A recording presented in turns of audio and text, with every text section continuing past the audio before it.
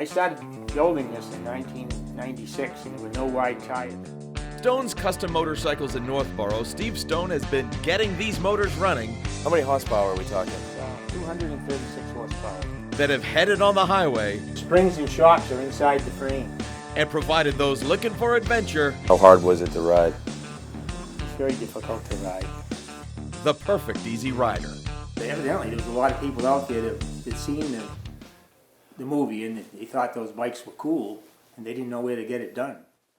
It was back in 1970 that Steve started getting it done in the garage of his home, eventually moving to this permanent shop on Main Street. This is going to be a dash. It sits in the middle of a tank. There'll be a speedometer will be in here. Now, for almost 50 years, Steve and his team have been custom designing and hand building these two-wheel works of rolling art. So this is my own design, the frame. From mild to wild, this former aeronautic welder will work directly with his customers to create one-of-a-kind bikes. Everyone has their own style that's in this business.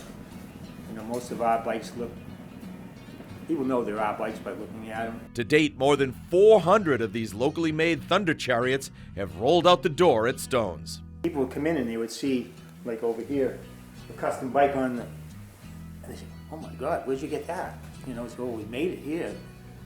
And then we get work from that. Steve admits times have changed a bit from the heyday of the early 90s when they were making more than 40 bikes a year. Hey, you wanted to make a chain guard, do something like that.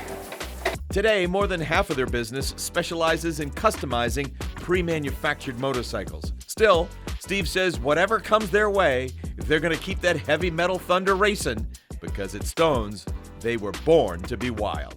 Stone's is one bike away from making their 500th.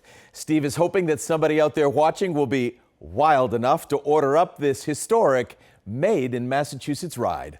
I'm Doug Meehan, WCVB News Center 5.